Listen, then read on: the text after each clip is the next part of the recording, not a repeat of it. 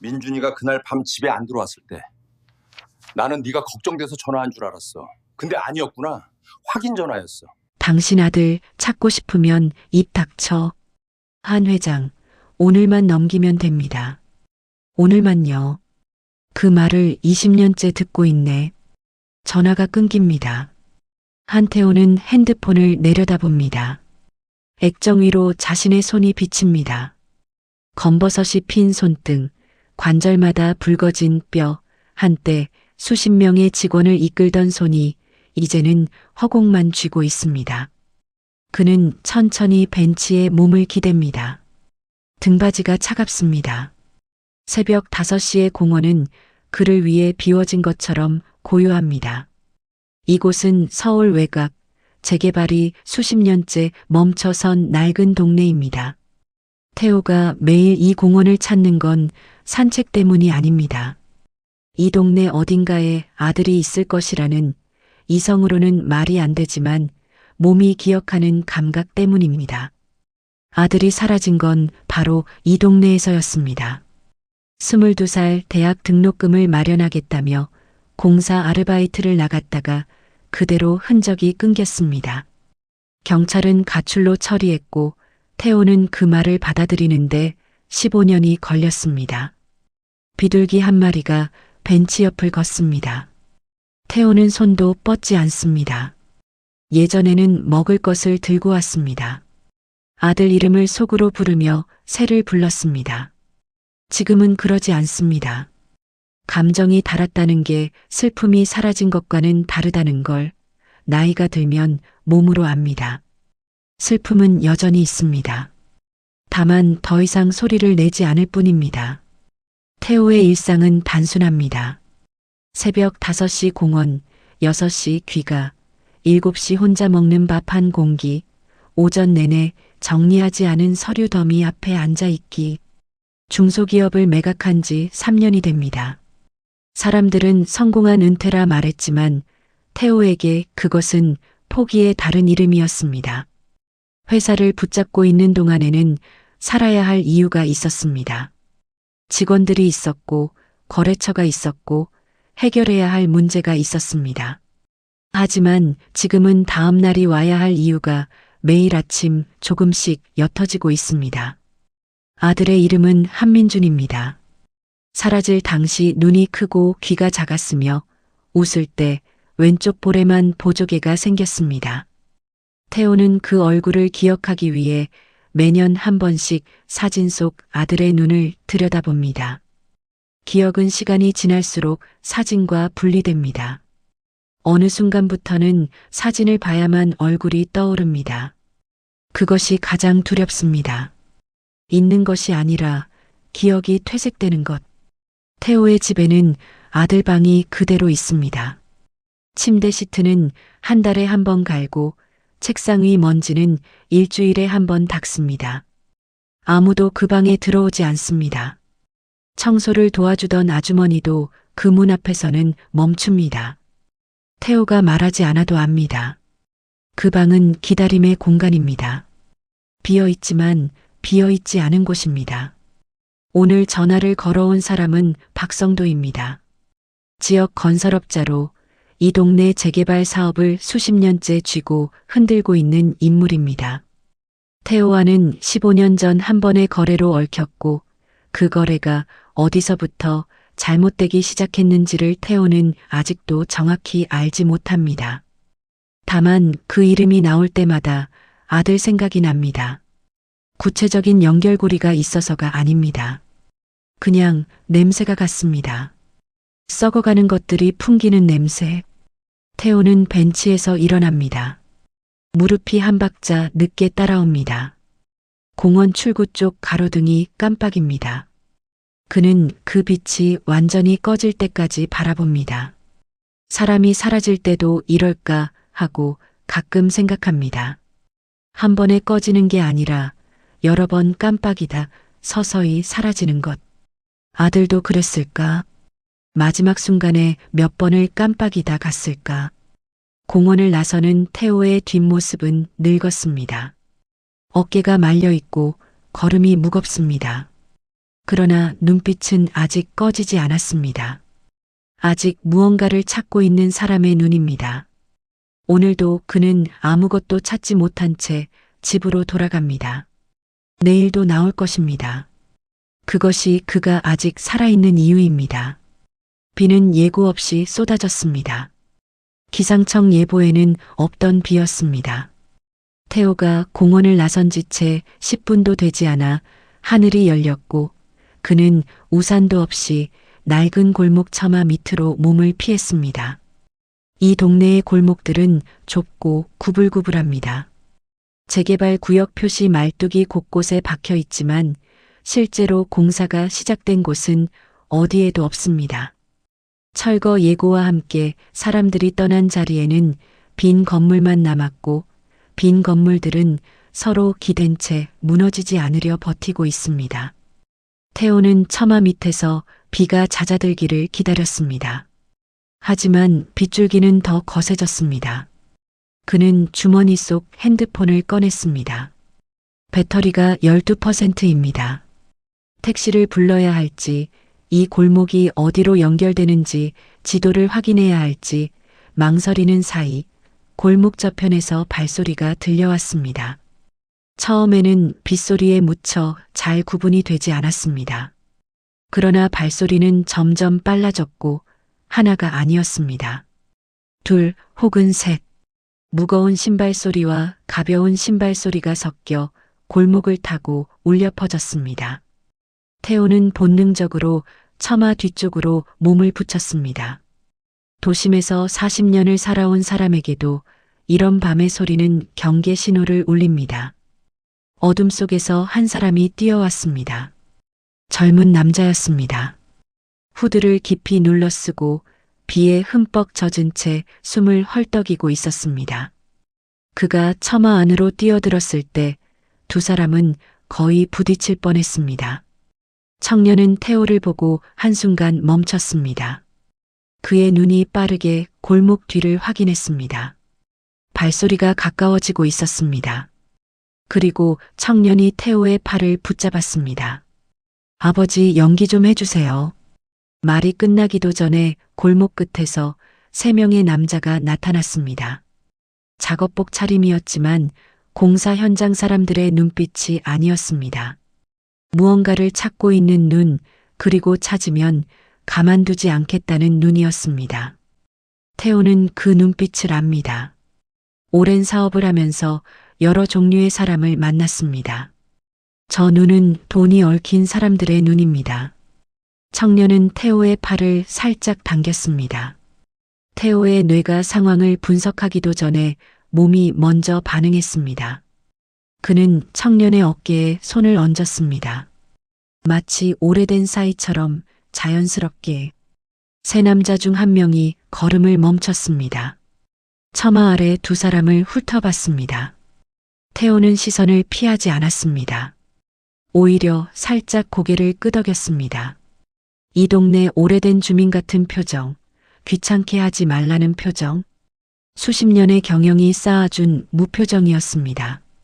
남자들은 시선을 거두고 골목 안쪽으로 들어갔습니다. 발소리가 멀어집니다. 빗소리가 다시 전면으로 나왔습니다. 청년이 태호의 손을 놓았습니다. 두 사람 모두 숨을 참고 있었다는 걸 그제야 알았습니다. 청년이 먼저 숨을 내쉬었습니다. 떨리는 숨이었습니다. 공포를 억누른 사람의 몸이 긴장을 푸는 소리였습니다. 태호는 그를 내려다봤습니다. 젊었습니다. 빗물과 땀이 뒤섞인 얼굴, 손등에 굳은 살이 박혀 있었습니다. 현장 일을 하는 손입니다. 그리고 오른쪽 눈 아래에 오래된 흉터가 있었습니다. 밝았다면 더 잘 보였을 것입니다. 태호는 청년을 오래 바라봤습니다. 심장 어딘가에서 이상한 감각이 왔습니다. 설명할 수 없는 것이었습니다. 처음 보는 얼굴이 처음 보는 얼굴처럼 느껴지지 않는 순간, 사람은 그것을 우연이라고 부르거나 착각이라고 부릅니다. 태호는 아직 그 이름을 정하지 못했습니다. 청년이 골목을 살폈습니다. 다시 발소리가 날지 모릅니다. 태호도 그것을 압니다. 두 사람은 말없이 같은 방향을 바라봤습니다. 비는 계속 내렸습니다. 처마 밑에서 버틸 수 있는 시간에는 한계가 있었습니다. 빗줄기는 잦아들지 않았고 골목 저편에서 인기척이 다시 들렸습니다. 청년은 고개를 들어 주변 건물을 확인했습니다. 무너진 담벼락, 합판으로 막아놓은 출입구, 그리고 입구가 열린 채 방치된 낡은 건물 하나. 그는 태호에게 눈짓을 했습니다. 저쪽입니다. 라는 신호였습니다. 태호는 움직이지 않았습니다. 나는 당신 아버지가 아니네. 낮고 차분한 목소리였습니다. 거절이었지만 소리를 높이지 않았습니다. 이 상황에서 소리를 높이는 건 둘 다에게 위험하다는 것을 태호는 알고 있었습니다. 그는 이미 이 사람이 무언가에 쫓기고 있다는 것을, 그리고 그 무언가가 단순한 시비가 아니라는 것을 감지했습니다. 그러나 감지한다는 것이 곧 뛰어든다는 것을 의미하지는 않습니다. 청년의 표정이 굳었습니다. 그는 다시 한번 골목 쪽을 확인했습니다. 발소리가 되돌아오고 있었습니다. 방향이 바뀐 것입니다. 그들이 허탕을 치고 되돌아오는 중이었습니다.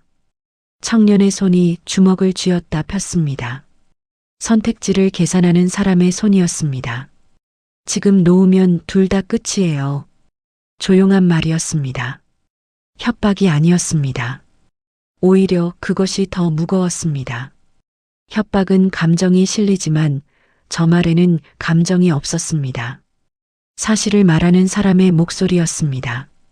이 골목에서 시간이 다했다는 것, 그리고 두 사람이 이미 같은 상황에 놓여 있다는 것. 태호는 청년의 눈을 봤습니다. 겁에 질린 눈이 아니었습니다. 몰려오는 것들을 눈앞에 두고도 도망치지 않는 사람의 눈. 버텨본 사람의 눈. 무너지지 않기 위해 오랫동안 단련한 눈. 태호는 그 눈에서 익숙한 무언가를 느꼈습니다. 정확히 무엇인지 몰랐지만 그것이 그의 발을 움직이게 했습니다. 두 사람은 빠르게 열린 건물 안으로 들어갔습니다. 건물 안은 철거를 기다리는 공장 창고였습니다. 선반들이 쓰러져 있고 깨진 유리 조각이 바닥에 흩어져 있었습니다. 빗소리가 지붕을 두드렸습니다. 청년은 태호를 안쪽 구석으로 이끌었습니다. 거기에 낡은 컨테이너 하나가 놓여 있었습니다. 건물 안의 건물, 그 안으로 들어가면 밖에서는 보이지 않을 것입니다. 컨테이너 문이 삐걱 열렸습니다. 청년이 먼저 들어갔고 태호가 허리를 숙여 따라 들어갔습니다. 문이 닫혔습니다. 어둠이 쏟아졌습니다. 청년이 핸드폰 플래시를 켰습니다. 작은 빛이 공간을 채웠습니다.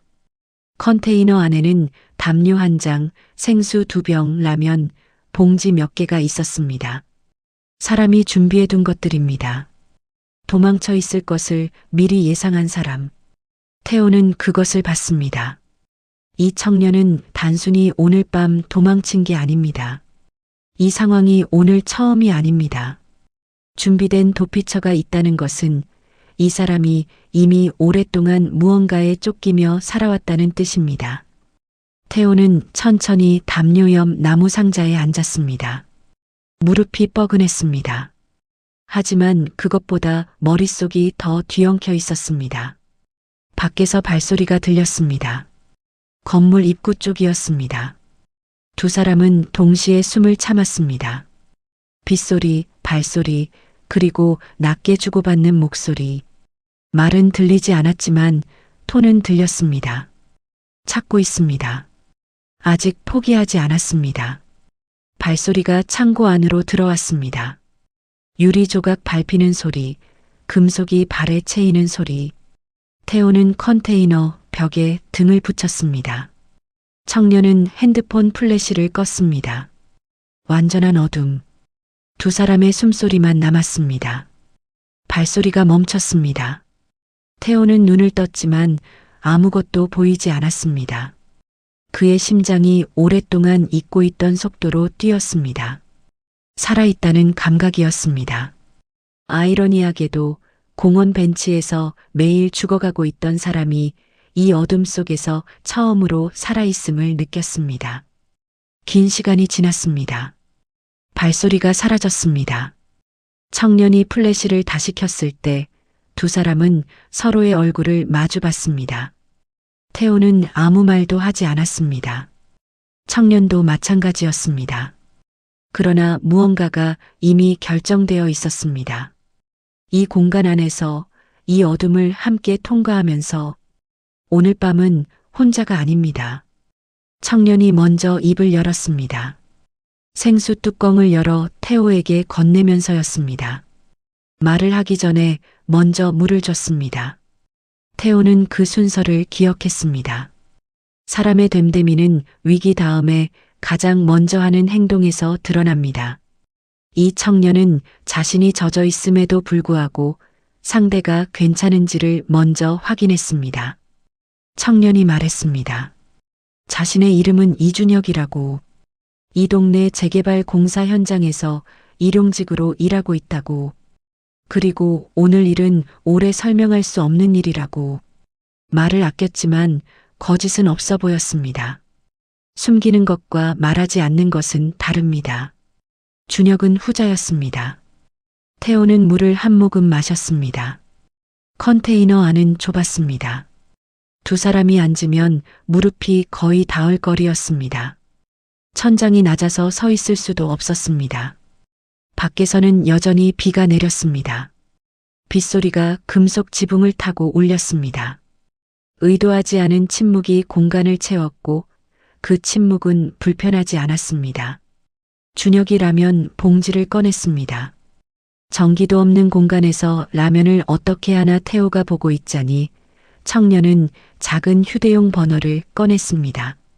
가스캔 하나, 냄비 하나. 이 컨테이너는 단순한 도피처가 아니었습니다. 적어도 몇 번은 이 안에서 밤을 보낸 사람의 흔적이었습니다. 준비를 많이 해놨군. 태호의 말이었습니다. 물음이 아니었습니다. 관찰이었습니다. 준혁은 대답하지 않았습니다. 버너에 불을 붙이고 냄비에 물을 부었습니다. 동작이 익숙했습니다. 생각 없이 움직이는 손, 몸이 기억하는 루틴. 이 청년에게 이 상황은 낯설지 않습니다. 태호는 그것이 가장 마음에 걸렸습니다. 30을 갓 넘긴 사람이 어떻게 살아왔기에 이런 밤이 낯설지 않은 것입니까? 물이 끓기 시작했습니다. 준혁은 라면 봉지를 뜯었습니다.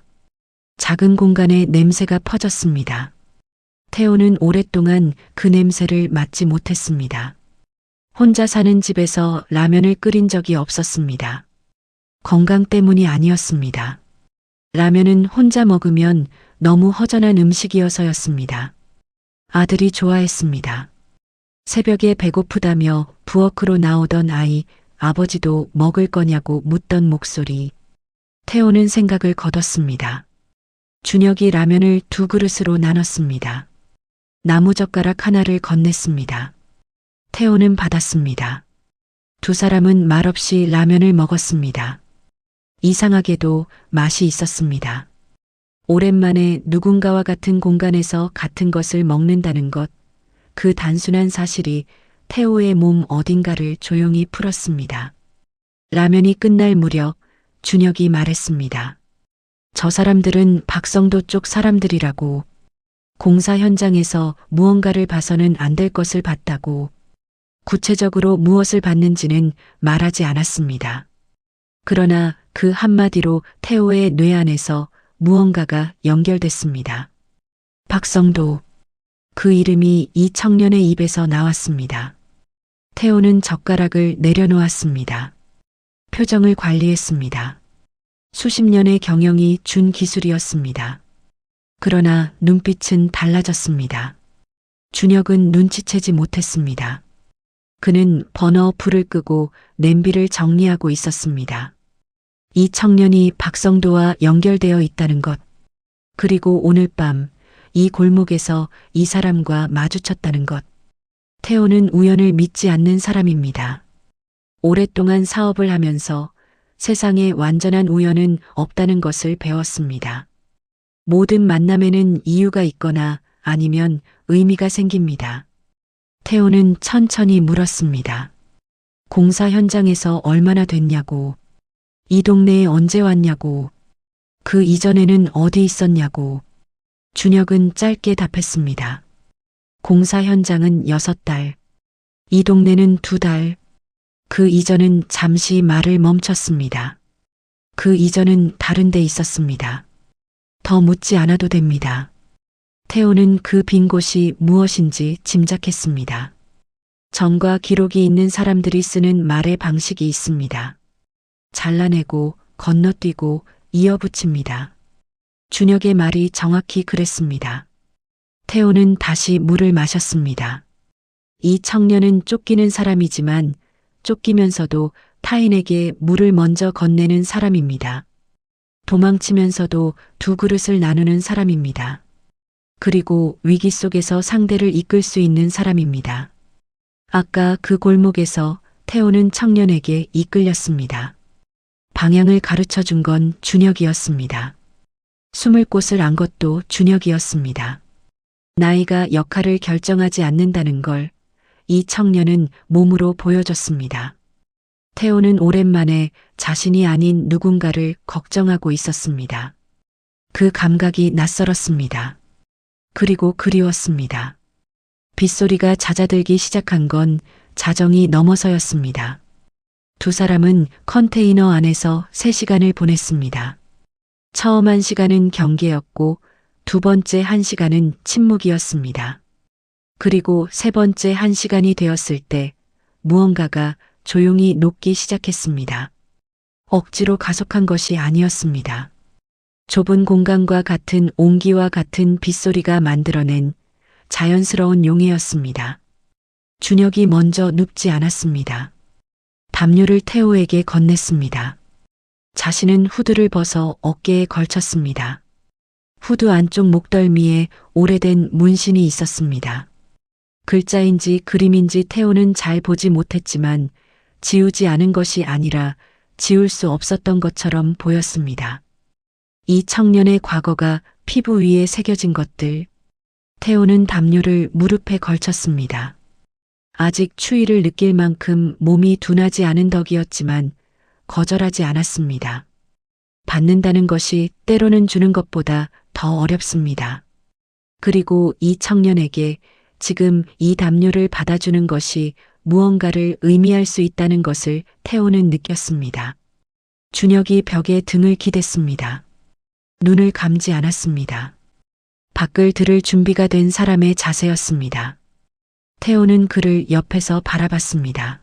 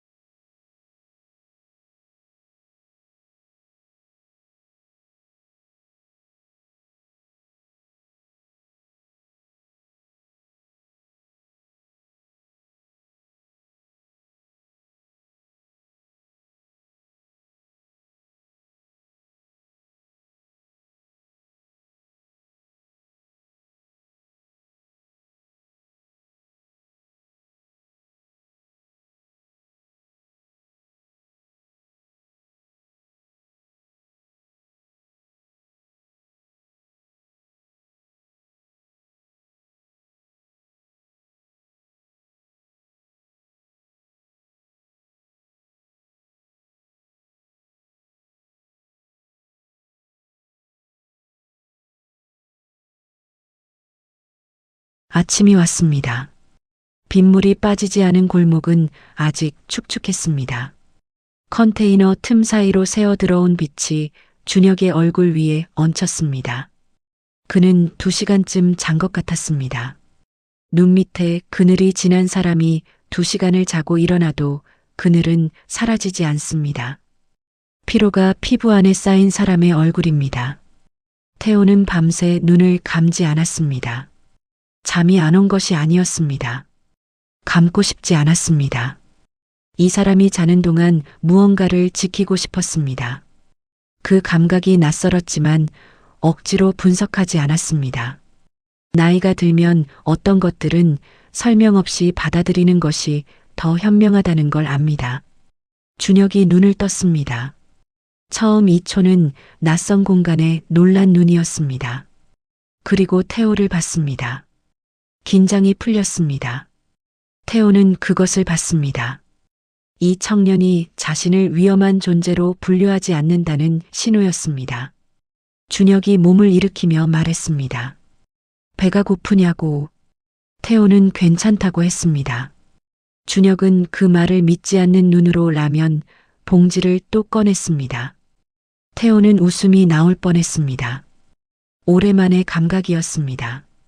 라면이 끓는 동안 준혁이 말을 시작했습니다. 처음에는 천천히였습니다. 어젯밤 자면서 결심한 것이 있는 사람의 속도였습니다.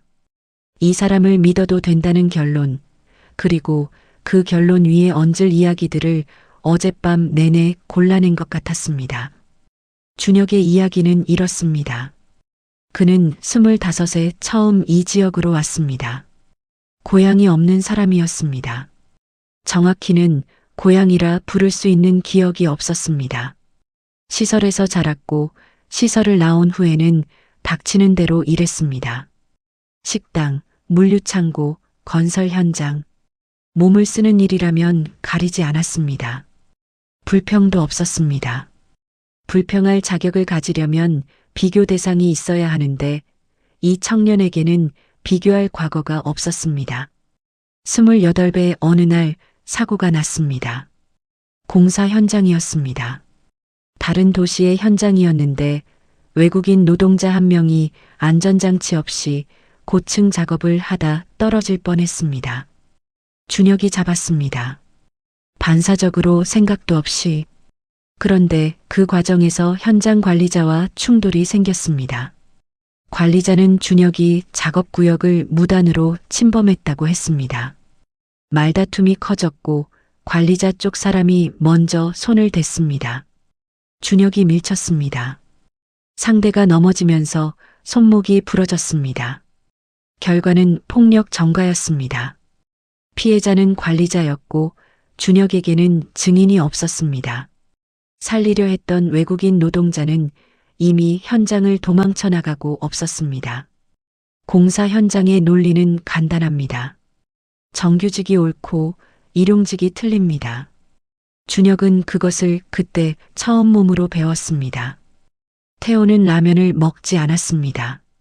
준혁의 말을 듣는 동안 젓가락을 들고 있었지만 입으로 가져가지 못했습니다. 사람 하나 살리려다 인생이 끝났다는 말. 그 말이 뜨겁게 가슴에 박혔습니다. 세상이 그 청년에게 한 일이 너무 명확하게 보였습니다. 구조가 사람을 어떻게 밟는지 이 나이가 되어도 이런 이야기를 들으면 화가 납니다. 아니, 이 나이이기 때문에 더 화가 납니다. 이 세상이 이렇게 돌아간다는 것을 알면서도 바꾸지 못한 세대로서의 죄책감. 그 이후로 일자리가 없었나? 낙인이 찍히면 문이 닫힙니다. 준혁이 담담하게 말했습니다. 분노가 없었습니다. 분노가 없다는 것이 오히려 더 오래된 상처라는 신호입니다.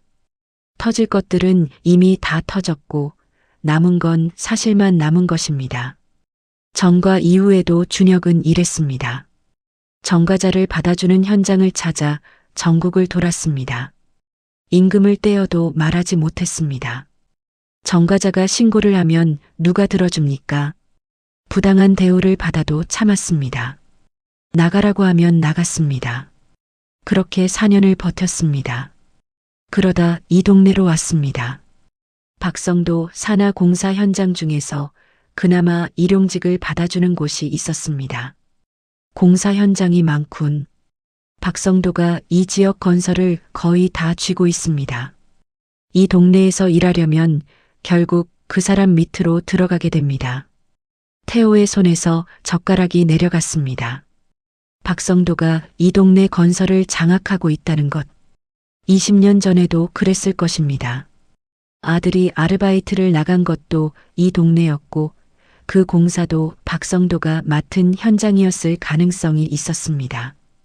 그 생각이 처음으로 선명하게 떠올랐습니다. 그동안 흐릿하게 연결되어 있던 것들이 한 선 위에 올라서는 순간이었습니다. 준혁은 라면을 다 먹었습니다. 그릇을 닦지 않고 옆에 뒀습니다. 그리고 잠시 후 덧붙였습니다. 저한테 지인이 한 명 있습니다. 구청에서 일하는 사람인데 그 서류를 맡기려고 연락을 취했는데 어젯밤 연락이 끊겼습니다. 태호는 그 말의 무게를 이해했습니다. 서류가 박성도에게 닿지 않도록 하려 했는데 그것을 전달하려던 사람이 사라졌다는 것. 즉, 준혁이 무언가를 갖고 있다는 사실이 이미 새어나갔다는 것. 박성도는 알고 있습니다. 그래서 어젯밤 이 골목이었습니다. 그 서류, 나한테 보여줄 수 있나? 준혁이 태호를 봤습니다. 긴 시간이었습니다. 이 노인이 누구인지, 어떤 사람인지, 왜 이것을 보려 하는지를 읽으려는 눈이었습니다. 태호는 피하지 않았습니다. 숨길 것이 없었습니다. 적어도 이 청년에게는. 준혁이 재킷 안쪽 깊숙이 손을 넣었습니다. 비닐로 두 겹 싼 서류 봉투가 나왔습니다. 방수를 위한 것이었습니다. 어젯밤 빗속에서도 이것을 지켰습니다. 태호가 봉투를 받았습니다. 펼쳤습니다. 첫 장을 넘겼습니다. 두 번째 장, 세 번째 장. 그의 손이 느려졌습니다. 눈이 한 줄 위에 멈췄습니다. 날짜, 이름, 금액, 그리고 현장 주소. 20년 전, 그 동네, 그 공사. 태호의 손이 떨렸습니다. 작게, 그러나 분명히. 준혁이 그것을 봤습니다. 아시는 거 있으세요? 태호는 대답하지 않았습니다. 할 수 없었습니다. 지금 이 서류가 무엇인지 말하는 순간 20년이 한꺼번에 쏟아질 것 같아서였습니다. 지금은 아직 그럴 준비가 안 됐습니다. 그는 서류를 접었습니다. 천천히 손의 떨림을 누르면서 좋은 사람 찾아줄게. 이것을 제대로 쓸 수 있는 사람. 준혁은 아무 말도 하지 않았습니다. 태호의 손이 떨렸다는 것을 봤기 때문입니다. 묻지 않았습니다. 그것이 이 청년의 방식이었습니다. 보았지만 누르지 않는 것. 두 사람은 그날 오후까지 컨테이너 안에 있었습니다. 말이 줄었습니다. 그러나 침묵이 어색하지 않았습니다. 같은 것을 알고 있는 사람들 사이에서 생기는 침묵이었습니다. 아직 다 말하지 않았지만 이미 많이 전해진 것들. 컨테이너를 나온 건 오후 2시였습니다. 골목은 낮이 되면서 사람들이 돌아왔습니다. 재개발 구역이라도 아직 사는 사람들이 있습니다. 할머니 한 명이 빈 수레를 끌고 지나갔고 편의점 배달 오토바이가 좁은 골목을 비집고 들어왔습니다. 낮의 동네는 어젯밤과 다른 얼굴이었습니다. 위험해 보이지 않았습니다. 하지만 태호는 알고 있습니다. 위험한 것들은 대부분 낮에 더 잘 숨습니다.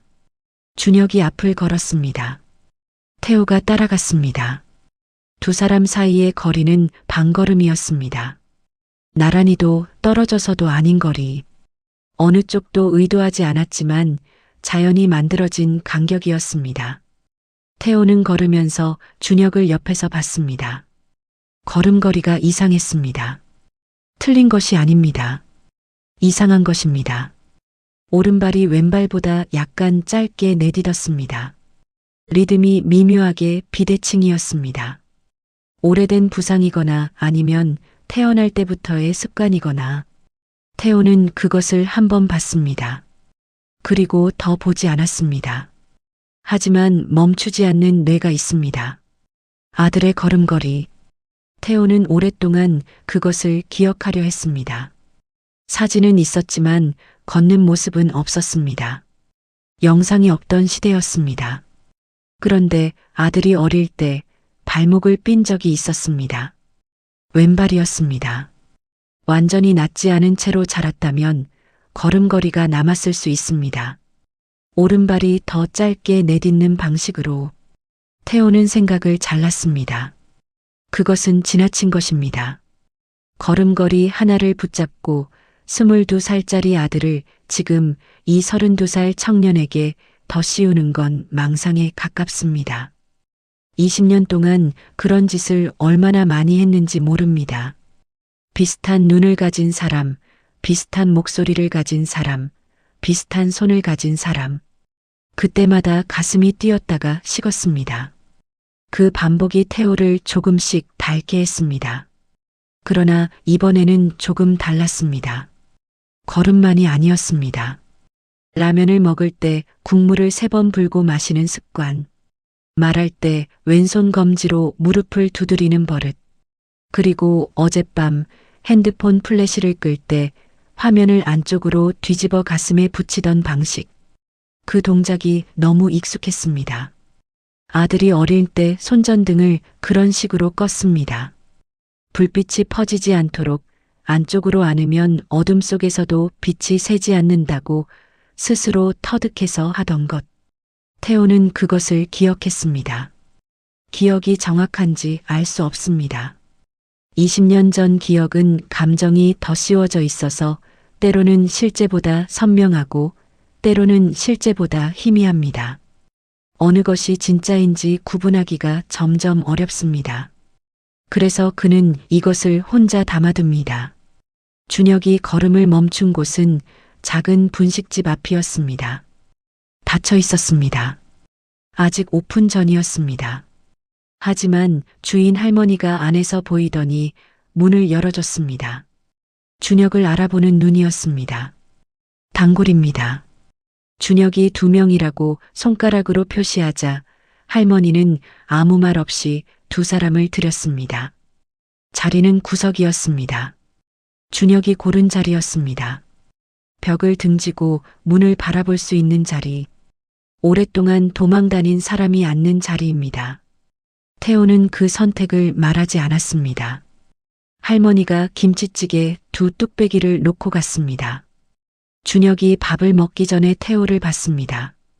그리고 천천히 말을 꺼냈습니다. 어릴 때 기억이 없다고 했습니다.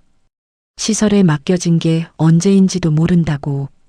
서류상으로는 5살로 돼 있는데 기억이 없다는 건 그 이전부터 어딘가에 있었다는 뜻일 수도 있고 충격으로 기억이 지워진 것일 수도 있다고. 선생님 한 명이 그런 말을 한 적 있다고 했습니다. 어릴 때 많이 울었다고. 이유를 말하지 못하면서 울었다고. 태호는 밥을 입에 넣지 못했습니다. 이름은 어디서 왔나? 시설에서 지어줬습니다. 이준혁? 그냥 지어준 거라고 했어요. 이름이 없었던 아이. 이름을 시설이 지어준 아이.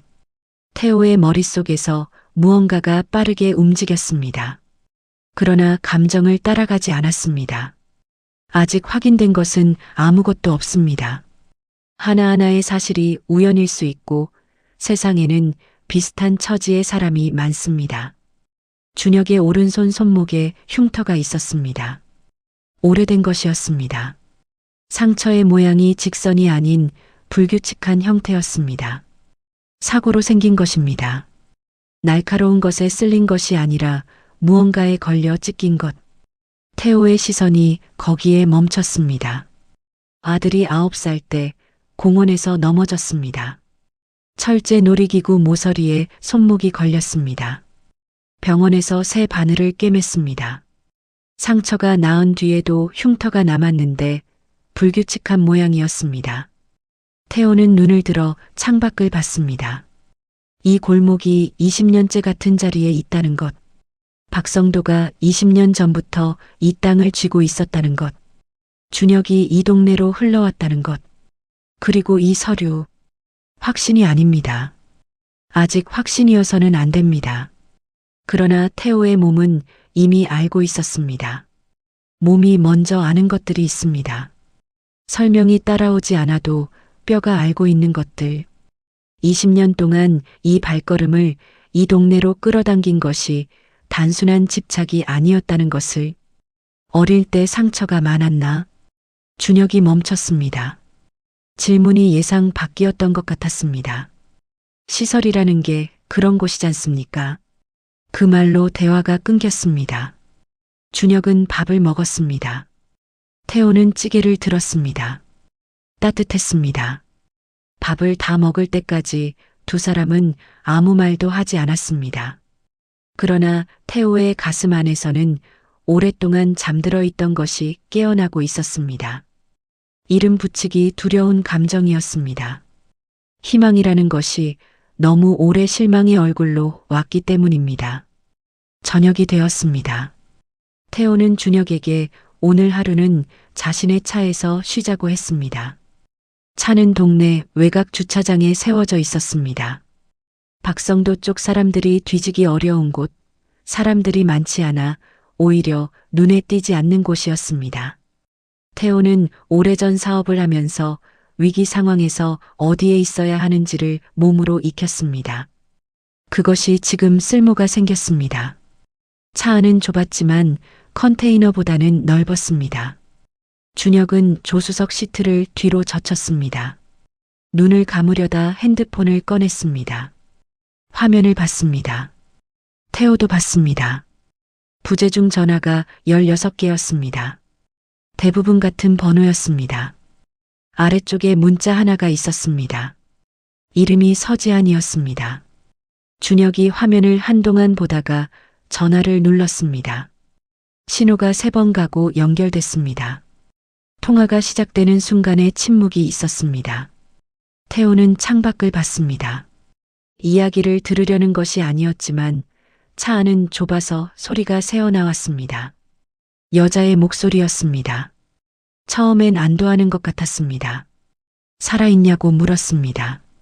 준혁이 그렇다고 했습니다. 그리고 긴 침묵이 왔습니다. 여자 쪽의 침묵이었습니다. 그 다음 말이 천천히 나왔습니다. 더 이상은 안 되겠다고 했습니다. 어젯밤 연락이 안 됐을 때 자신이 어떤 마음이었는지 알겠냐고. 매번 이런 식이라고. 위험한 데 들어가고 연락이 끊기고 살아있는지 죽어있는지 몰라서 혼자 밤을 새는 게 이번이 처음이 아니라고. 자신도 지쳤다고. 준혁은 말이 없었습니다. 여자의 말이 이어졌습니다. 나쁜 사람이어서가 아니라고 했습니다. 이런 삶에 계속 옆에 있을 자신이 없다고. 그리고 미안하다고. 그 미안하다는 말이 마지막이었습니다.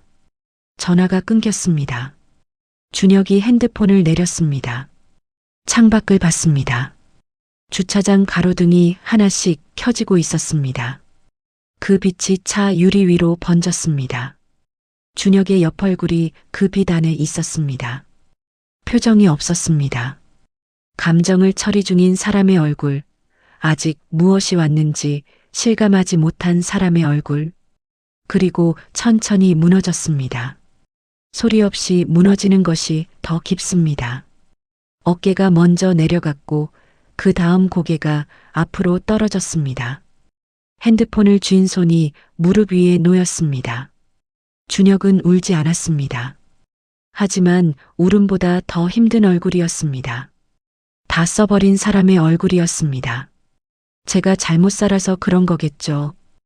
혼잣말이었습니다. 태호에게 한 말이 아니었습니다. 그러나 태호가 들었습니다. 그 말이 태호의 가슴 어딘가를 관통했습니다. 잘못 살아서, 자신이 잘못 살았다고 생각하는 사람, 정가가 생긴 것도, 서류를 발견한 것도, 쫓기는 것도, 사랑하는 사람을 잃은 것도 전부 자신이 잘못 살아서다고 생각하는 사람. 태호는 눈을 감았습니다. 20년 전이 왔습니다. 아들이 사라지던 해. 그때 태호는 사업이 위기였습니다. 은행 대출이 막혀 있었고 직원 월급이 밀렸습니다. 아들이 등록금을 스스로 벌겠다고 했을 때 태호는 뜯어 말려야 했습니다. 하지만 그러지 못했습니다. 미안했지만 솔직히 조금 다행이기도 했습니다. 그것이 지금도 가장 아픕니다. 다행이라고 느낀 순간이 있었다는 것.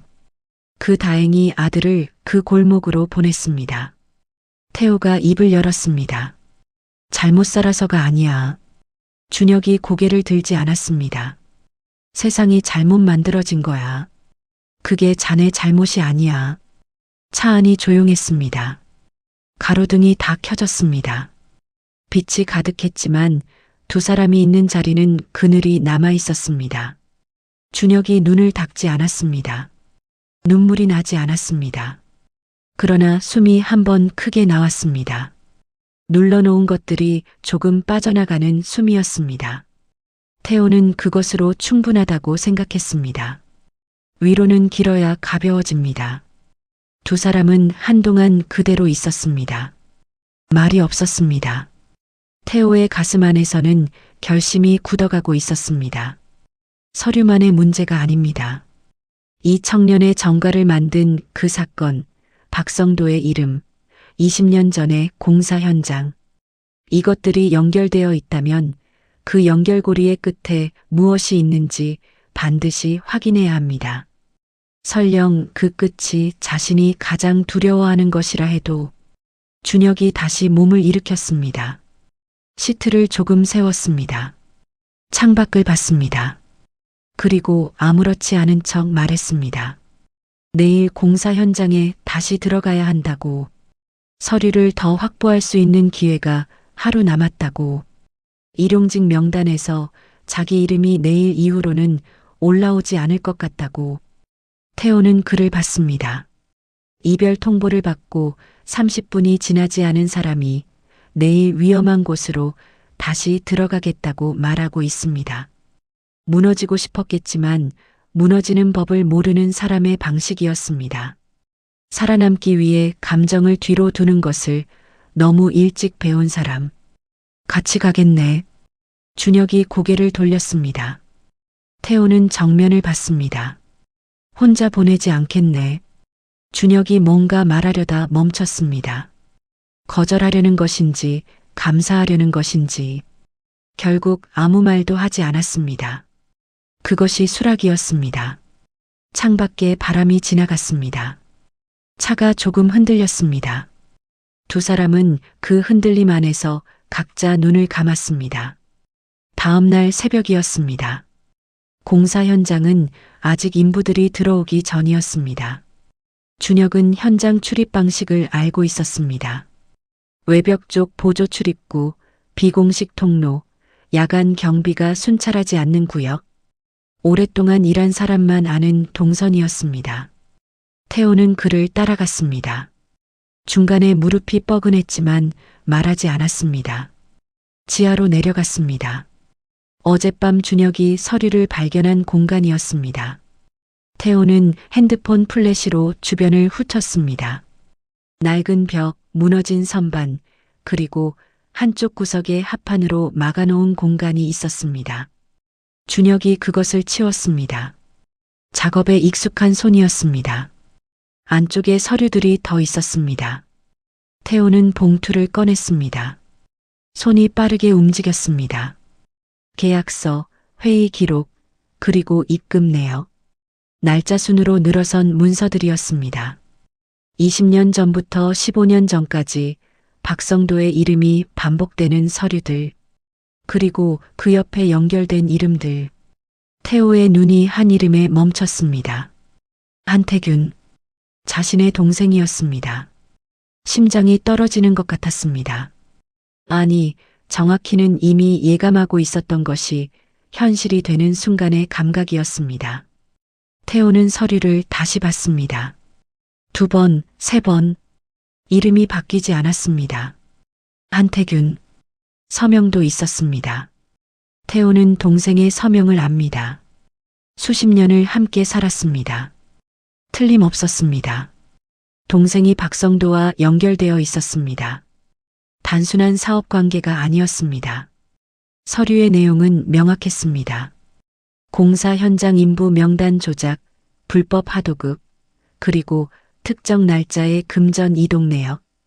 그 날짜는 아들이 사라진 주와 겹쳤습니다. 정확히 이틀 뒤였습니다. 태호는 잠시 눈을 감았습니다. 숨을 고르는데 시간이 걸렸습니다.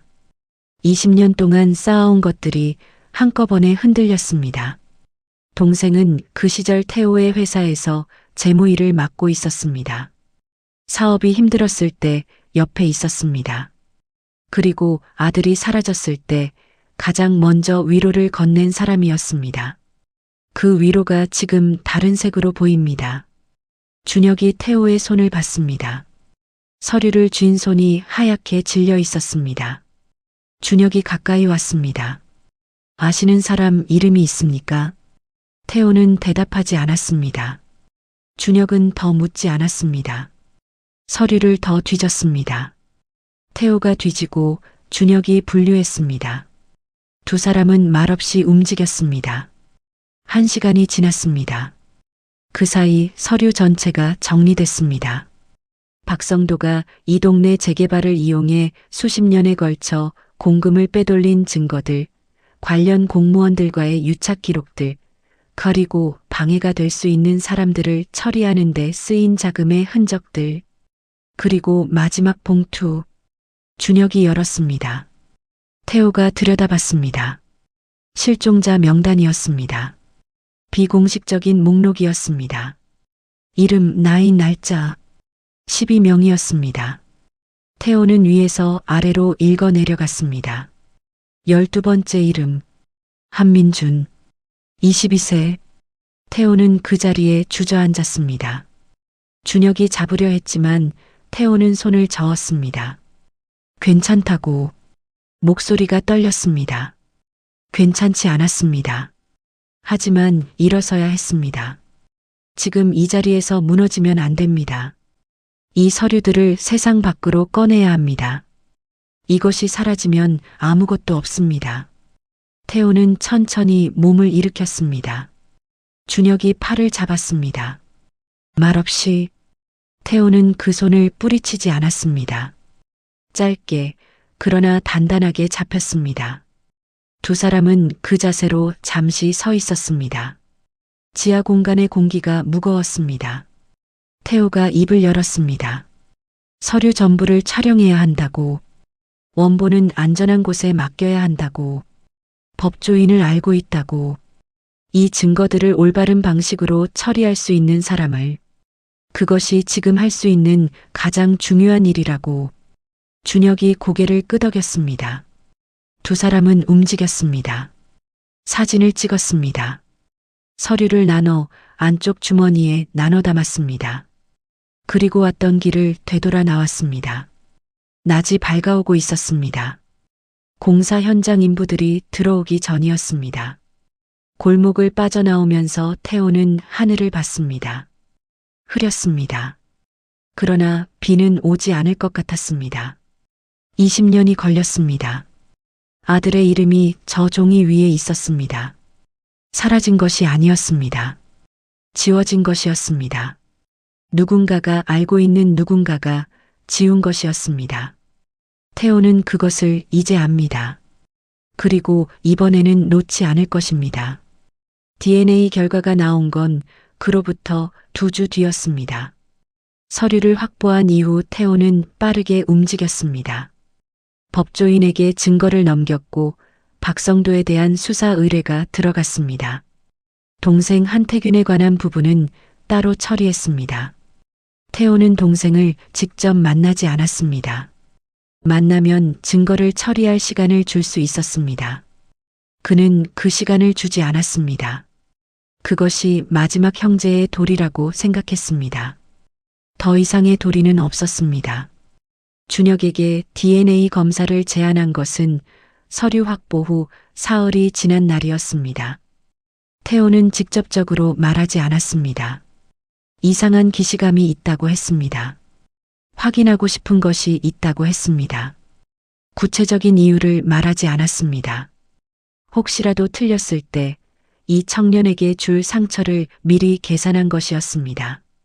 기대했다가 실망하는 것이 처음부터 기대하지 않는 것보다 깊이 무너집니다. 그것을 이 청년에게 주고 싶지 않았습니다. 준혁은 이유를 묻지 않았습니다. 그냥 하겠다고 했습니다. 그 단순함이 태호의 가슴을 눌렀습니다. 의심하지 않는 것이 아니었습니다. 이미 이 노인을 믿기로 결정한 사람의 대답이었습니다. 언제 그 결정을 했는지는 모르지만 그 결정이 되어 있었습니다. 결과지를 받은 날 태호는 혼자 먼저 열었습니다. 준혁에게 전화하기 전에 먼저 숫자들을 봤습니다. 이 분야의 언어는 잘 모르지만 맨 아래 줄의 결론은 알 수 있었습니다. 친자관계 성립. 그 네 글자가 흰 종이 위에 선명하게 찍혀 있었습니다. 태호는 눈을 감았습니다. 오래 감고 있었습니다. 20년이라는 시간이 그 눈꺼풀 뒤에 다 있었습니다.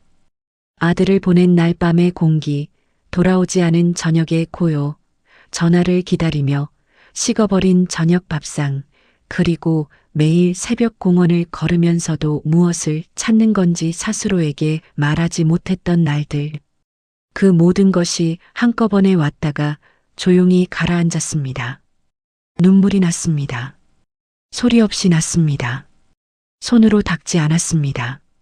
흘러가게 뒀습니다. 이 나이에 남자가 우는 것은 드문 일이지만 이 눈물은 드문 일이 아니었습니다. 20년 동안 매일 조금씩 속으로 흘린 것이 이제야 길을 찾아 밖으로 나오는 것이었습니다. 충분히 울고 나서 전화를 했습니다.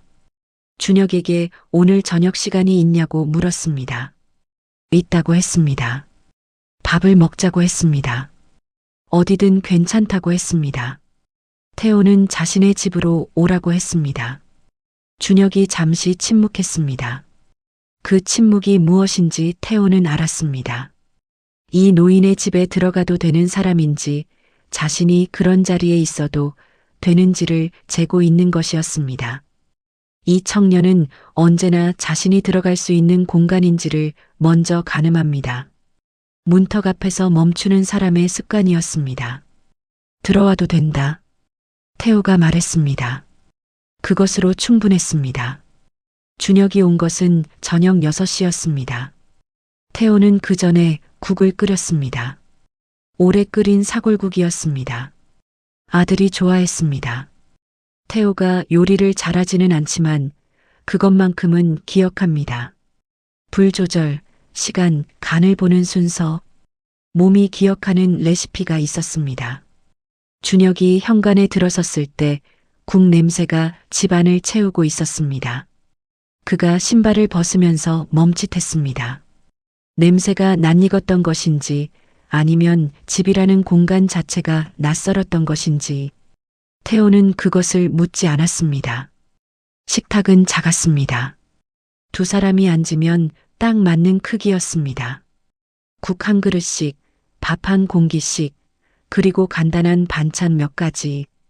화려하지 않았습니다. 하지만 만든 사람의 정성이 보이는 식탁이었습니다. 준혁이 숟가락을 들었습니다. 국을 한번 저었습니다. 입에 넣었습니다. 잠시 멈췄습니다. 표정이 바뀌었습니다. 무언가를 느낀 사람의 얼굴이었습니다. 설명할 수 없는 것을 마주한 사람의 눈. 그는 그것을 말로 꺼내지 않았습니다. 대신 한 숟가락을 더 떴습니다. 밥을 반쯤 먹었을 때 준혁이 물었습니다. 왜 저한테 이렇게까지 하세요? 조용한 물음이었습니다. 적대적이지 않았습니다. 진심으로 이해하고 싶은 것이었습니다. 자신에게 이렇게 하는 이유를 가진 사람을 살면서 만나본 적이 없는 사람의 질문이었습니다. 태호가 숟가락을 내려놓았습니다. 결과지가 주머니 안에 있었습니다. 꺼낼 수도 있었습니다. 지금 말할 수도 있었습니다. 당신이 내 아들이라고. 20년 전 내가 잃어버린 사람이 당신이라고. 하지만 태호는 그러지 않았습니다. 먼저 이것을 말해야 했습니다. 20년 전에 아들을 잃었어. 준혁이 숟가락을 내렸습니다. 그 아이를 찾지 못했어. 아니, 찾으려 했지만 포기했어. 포기라고 부르지 않으려 했지만 그게 포기였어. 태호의 목소리가 낮았습니다. 떨리지 않았습니다. 오히려 너무 평온했습니다. 오래 준비한 말의 온도였습니다. 그 후회가 나를 매일 이 동네로 데려왔어. 이유는 몰랐어. 그냥 와야 할 것 같아서. 준혁이 아무 말도 하지 않았습니다. 태호가 주머니에서 결과지를 꺼냈습니다.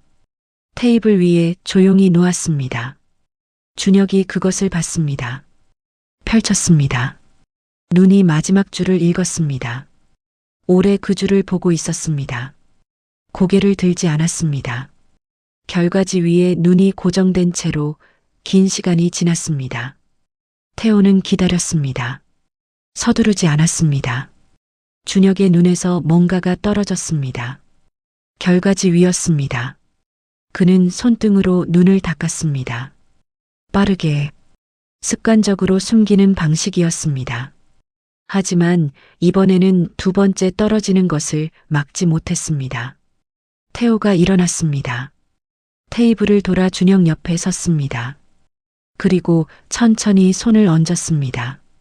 어깨 위에 무겁지 않게 그러나 분명히 있는 손이었습니다. 준혁이 고개를 들었습니다. 눈이 빨갰습니다. 태호를 봤습니다. 태호도 봤습니다. 20년이라는 시간이 두 사람 사이에 있었습니다. 말로 다 건널 수 없는 것들이었습니다. 태호가 말했습니다. 이제 혼자 살지 않아도 된다. 준혁의 입술이 움직였습니다. 말이 나오지 않았습니다. 다시 시도했습니다. 그래도 나오지 않았습니다. 그는 그냥 고개를 떨궜습니다. 태호의 손이 어깨 위에 그대로 있었습니다. 무거워지지 않고 사라지지도 않는 손. 밖에서 바람이 지나갔습니다. 창문이 살짝 흔들렸습니다. 국 냄새가 다시 방 안을 채웠습니다. 국은 아직 따뜻했습니다. 오래 식지 않는 것들이 있습니다. 기다린 시간만큼 깊어진 것들이 있습니다. 태호는 준혁의 어깨에서 손을 걷었습니다. 그리고 자신의 자리로 돌아가 앉았습니다. 국을 한 숟가락 떴습니다. 식겠다. 먹자. 준혁이 숨을 한번 들이켰습니다. 눈을 닦았습니다. 그리고 숟가락을 들었습니다. 두 사람이 밥을 먹었습니다. 작은 식탁, 따뜻한 국 한 그릇. 아무도 처음에는 말하지 않았습니다. 하지만 숟가락이 부딪히는 소리, 국을 마시는 소리, 밥을 씹는 소리가 집안을 채웠습니다. 오래 비어있던 공간이 비로소 채워지는 소리였습니다. 20년이 걸린 저녁 밥상이었습니다. 그리고 처음이었습니다. 아버지와 아들이 같은 식탁에 앉은 것이